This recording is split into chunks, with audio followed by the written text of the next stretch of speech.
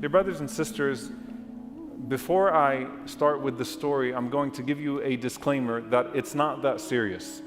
What I'm going to share with you to begin this khutbah, to frame it, is actually something very minor that happened, but you'll understand, inshallah ta'ala, why I choose to start with this in a minute. A few months ago, I was riding my bike and I had my daughter, my youngest daughter, behind me on the bike, and we weren't in the United States, and so she wasn't wearing a helmet. She should wear a helmet. And she was in that basket, a little cubby behind me. And as we were riding, subhanAllah, the bike fell, or I fell with the bike, and it fell in a way that Allah subhanahu wa ta'ala is so merciful. Her head was right between two trees in front of a concrete wall, and alhamdulillah rabbil alameen, completely unscratched. And in that process, I got a little scar on my ankle. And subhanAllah, the reason why I start with this is because obviously when these types of things happen to us, our minds as parents go to all of the what could have been. And the reason why I tell you it's not that serious is because we have people in here that have been through traumatic car accidents and things of that sort. Alhamdulillah Rabbil Alameen, it's nothing like that. But I start with this because my khutbah today was actually inspired by the doctor. The doctor that was treating the scar on my ankle, he told me, he said, Alhamdulillah, this is going to heal just fine so long as it's not infected. But he said that it's probably going to be a little bit discolored for the rest of your life, perhaps as a sign of the mercy of Allah subhanahu wa ta'ala. I said, Jazakallah khair. That's what I needed to hear. Why do I start with that? The Prophet sallallahu alaihi wasallam told us about a very special man by the name of Uwais al-Qarani radiyallahu ta'ala anhu. وَهُوَ خَيْرُ التَّابِعِينَ, and he is the best of the tabi'een. And this khutbah does not give me enough time to be able to do a full biography, perhaps bidnallahi ta'ala in the near future, a full biography of this man. But of the ways that the Prophet ﷺ described him, he said alayhi salatu wassalam in the authentic hadith of Sahih Muslim, he said, يَأْتِي عَلَيْكُمْ أُوَيْسُ بْنُ عَامِرٍ مَعَ أَمْدَادِ أَهْلِ الْيَمَنِ مِنْ مُرَادٍ ثُمَّ مِنْ قَرَنٍ. The Prophet ﷺ said that Uwais is going to come to you. A man by the name of Uwais ibn Amir will come to you from the delegations of Yemen. And he is from this tribe, the larger tribe of Murad, and then specifically a sub-tribe of Qarn. And he describes him sallallahu alayhi wasallam, and he says, كَانَ بِهِ بَرَسٌ فَبَرَأَ مِنْهُ إِلَّا مَوْضِعَ دِرْهَمٍ. He said sallallahu alayhi wasallam that he used to have leprosy and he was cured from that leprosy except for a coin's worth on his body. And the second description is what he's most famous for. He said sallallahu alayhi wasallam, لَهُ وَالِدَةٌ هُوَ بِهَا بَرٌ, that he has a mother and he is dutiful to his mother. He has a mother and he treats his mother with great kindness and obedience. قَالَ لَوْ أَقْسَمَ عَلَى اللَّهِ لَأَبَرَّهُ فَإِنِ اسْتَطَعْتَ أَنْ يَسْتَغْفِرَ لَكَ فَافْعَلْ. The Prophet ﷺ said, if he was to take an oath upon Allah subhanahu wa ta'ala, Allah would honor that oath. And so if you are able to ask him to seek forgiveness for you, then do so. And of course, the longer story includes Umar radiyallahu ta'ala anhu finding Uwais al-Qarni radiyallahu ta'ala anhu and asking him to ask Allah to forgive him.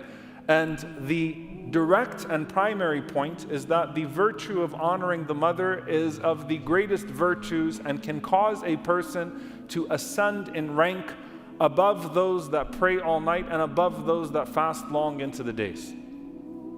But I want to focus just on that first part that often gets overlooked, where the Prophet ﷺ says, كَانَ بِهِ بَرَسٌ فَبَرَأَ مِنْهُ إِلَّا مَوْضِعَ دِرْهَمٍ. When the Prophet ﷺ said he had leprosy and Allah cured him of that leprosy except for a coin's worth. And Imam al-Nawawi, rahimahullah, and others, they describe that when Uwais made dua to Allah subhanahu wa ta'ala to cure him, that he asked Allah subhanahu wa ta'ala to actually leave a spot, let him have a little bit on his body, لِيَتَذَكَّرَ بِهَا نِعْمَةَ اللَّهِ عَلَيْهِ, so he could remember the blessing of Allah subhanahu wa ta'ala upon him. And that's a very powerful concept if you think about it. And I want us to think about the Prophet sallallahu alaihi wasallam first and foremost. When the Messenger of Allah sallallahu alaihi wasallam was a child, Allah subhanahu wa ta'ala sent Jibreel alayhi salam to perform a surgery on him. And that was to remove his heart as a child and to remove from his heart anything that would not be befitting of the mission that he had ahead of him alayhi salatu wassalam. And there was makhit, literally a stitching, on the chest of the Prophet sallallahu alaihi wasallam, as Anas ibn Malik radiallahu anhu says, for the rest of his life. Imagine for 35 years looking at your chest and not knowing why that surgery happened or what that surgery was actually all about. But as a reminder of something that Allah subhanahu wa ta'ala wanted to leave for the Messenger of Allah sallallahu alaihi wasallam. Later on, 60 years later, the Prophet sallallahu alaihi wasallam meets an old woman named Shayma bint al-Harith radiyallahu ta'ala anha. And Shayma tells the Prophet sallallahu alaihi wasallam that I'm your sister. He says, what do you mean you're my sister? And she reminds him that she was his foster sister and shows the Prophet sallallahu alaihi wasallam bite marks from when he was a child, when he was a baby sallallahu alaihi wasallam, and playing with his sister. And so I'm starting with the most minimal manifestation of scars and the most minimal manifestation of marks for a reason. That throughout our lives, we accumulate these small physical scars, these small physical reminders. And they remind us of the mercy of Allah subhanahu wa ta'ala upon us in some way. They remind us of a time of trauma. They remind us of a time of triumph. They remind us of something that happened to us. They remind us of something that happened to someone else. And I want to say from the very beginning, I am not in any way minimizing here or comparing these types of scars, these little marks from when we were children and maybe we fell off of something, to people that have actual disabilities or people that suffered a severe disfigurement that affected their daily lives, because those two things are not the same. I'm starting with this to make a point that Allah subhanahu wa ta'ala leaves these things on us first and foremost to remind us of something. And every single person has something like that. In fact, we all have that belly button, which reminds us that once upon a time, Allah subhanahu wa ta'ala nourished us through our mothers through that single umbilical cord. That is a wound that Allah Azza wa Jal left on you so that you could remember the mercy of Allah subhanahu wa ta'ala. And of course, for our mothers, the marks that are left upon them, may Allah subhanahu wa ta'ala reward our parents and have mercy upon them and forgive them as they raised us and as we often forget their favors upon us. Allahumma Aamin. At the bare minimum, there's something that's left on her from carrying you. And sometimes, of course, many of those who even go through the surgeries, the C-sections, an actual scar, a reminder of that moment from Allah subhanahu wa ta'ala where Allah Azza wa Jal brought them through something, and a reminder to the child of what they had to go through to bring you into this world. Go a little bit more severe. Our brothers and sisters that have had surgeries, that have had operations, that have had severe moments in their lives where Allah Azza wa Jal reminded them that he or she was at their mercy. And there's something left over, even if it's only detectable to you or to someone who's paying attention and looking very closely. Go a little bit further, and you think about the community of the Prophet sallallahu alaihi wasallam.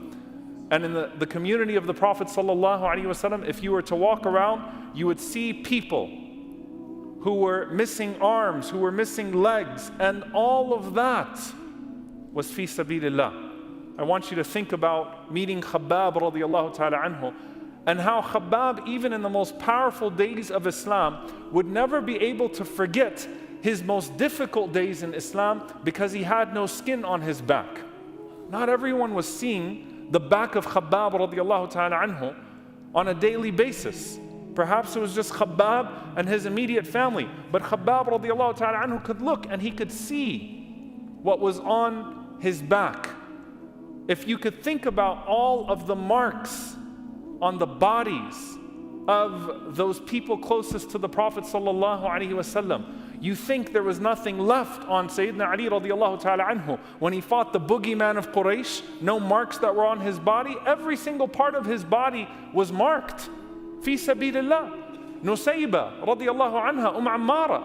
She had 12 wounds from the battle of Uhud. Fi sabilillah. She was walking around and her arm almost completely severed. Fi sabilillah. Abu Ubaidah radiyallahu ta'ala anhu, who had missing teeth and a lisp. Why? Because he pulled the helmet of the Prophet sallallahu alaihi wasallam out of his face on the day of Uhud when it was driven into his face.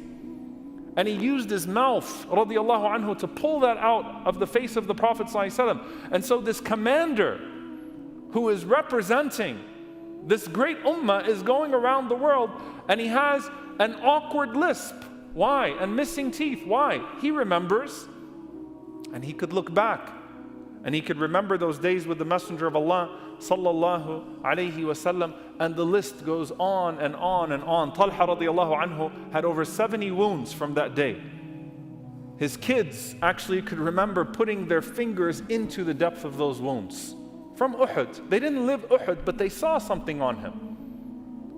Why am I giving this particular overview? These are the visible scars that have healed, that are seemingly insignificant, to the very prominent wounds that we either incurred during an accident or during some sort of health struggle or during something fi sabilillah, and that is of course the minority. All of this is for Allah subhanahu wa ta'ala to keep you humble. You see, not all wounds are meant to heal, but they're all meant to humble and to remind you of the mercy of Allah subhanahu wa ta'ala upon you, so that every time you look at it, you remember that Allah Azza wa Jal has a story behind that scar, that Allah subhanahu wa ta'ala has something behind that wound to remind you for the rest of your life of where you came from and where you're trying to go. And the invisible wounds, of course, are even harder to deal with, because the invisible wounds are the ones that you only tend to see in yourself or someone who's deeply paying attention to you. It's harder to see those than even a tiny scar from the most sophisticated procedure that barely leaves a mark on your body. Those emotional wounds. But subhanallah, you look at the Prophet sallallahu alaihi wasallam, rahmatan lil alameen, a mercy to the world. The Prophet sallallahu alaihi wasallam went through so much, and this is a month of seerah conferences and all sorts of remembrances of the Messenger of Allah sallallahu alaihi wasallam. He went through so much alayhi salatu wasalam that would have made any human being bitter. But instead, not only did they make him better, they made him the best sallallahu alaihi wasallam. And Allah Azza wa Jal mentions to the Prophet sallallahu alaihi wasallam that those inexplicable wounds that he was suffering as a child, you don't think he would have asked alayhi salatu wasalam before revelation came to him, why was I born without a father? Why did my mother die in front of me when I was 6? Why did I lose my grandfather? Why this? Why that? You don't think that those thoughts wouldn't have gone through his head as a child, sallallahu alaihi wasallam, because it didn't make sense yet? Why is all of this happening to me? It didn't make him bitter. It didn't make him jaded. Those emotional wounds were part of what inspired the empathy of the Messenger of Allah sallallahu alaihi wasallam to be there for other people in ways that perhaps had he not suffered those things alayhi salatu wasalam and carried those wounds, he would not have been able to.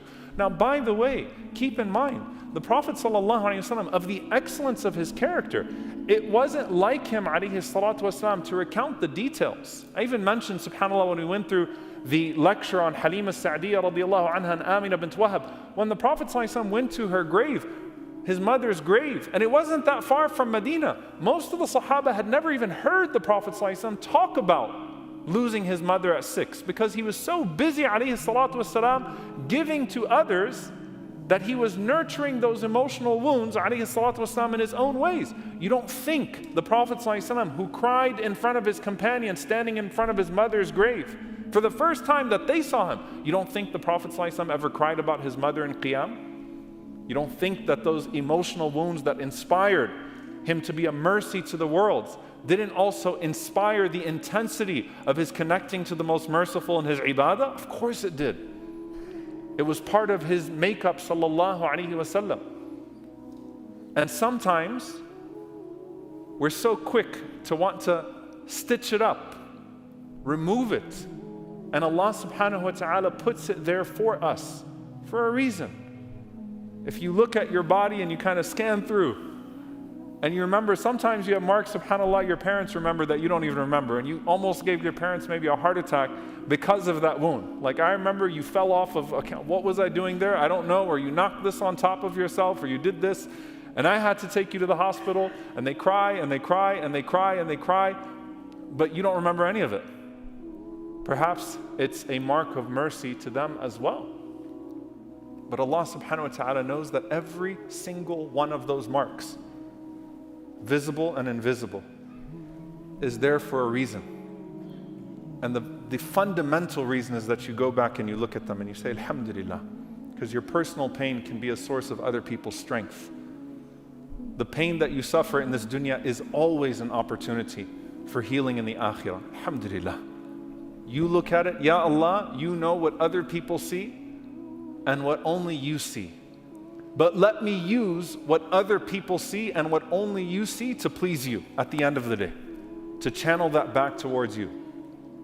Now, with all of that being said, with the point of these wounds and the point of these marks and these scars that sometimes leave a mark even if they don't fully heal, subhanAllah, let's keep in mind here that when it comes to the people of Gaza, for the rest of our lives, we will be surrounded by people who will remind us of the horror of the atrocities that were committed against them. On this war on children, where you have more amputees than any other armed conflict, people that are intentionally being maimed, they will forever serve as a reminder to the rest of us.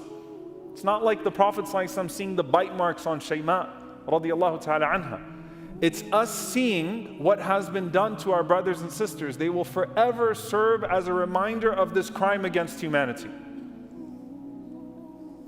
and of the crime of negligence as well. May Allah Azza wa Jal forgive us for our shortcomings. Allahumma Aamin. And it's not just true for the people of Gaza, certainly not just true for the people of Gaza. It's true for many peoples. But dear brothers and sisters, we look to ourselves and the wounds that we have, and how to take those wounds and not let them make us bitter, but make us better. And we look to the wounds of others, some that are very visible to us, and the emotional wounds of the people of Gaza are far more, subhanAllah, than the arms and the legs that have been taken from them. We also need to use that to channel something out of ourselves, to first and foremost remember Allah subhanahu wa ta'ala through those scars, remember Allah through those wounds. May Allah subhanahu wa ta'ala protect us, and may Allah Azza wa Jal protect us from our heedlessness and our arrogance. May Allah subhanahu wa ta'ala allow us to process everything that happens to us and everything that happens to other than us in a way that we can use it to seek His pleasure. May Allah subhanahu wa ta'ala heal the people of Gaza and give them victory. Heal the people of Sudan and give them prosperity and ease. Heal the people of the Congo. Heal the people of Yemen. May Allah Azza wa Jal give victory to the mustada'afeen all over the world, the weak ones and the oppressed ones and the harmed ones all over the world. And may Allah subhanahu wa ta'ala hold back the hands of those oppressors that continue to maim our brothers and sisters. And may Allah subhanahu wa ta'ala destroy the oppressors wherever they are. Allahumma Aamin.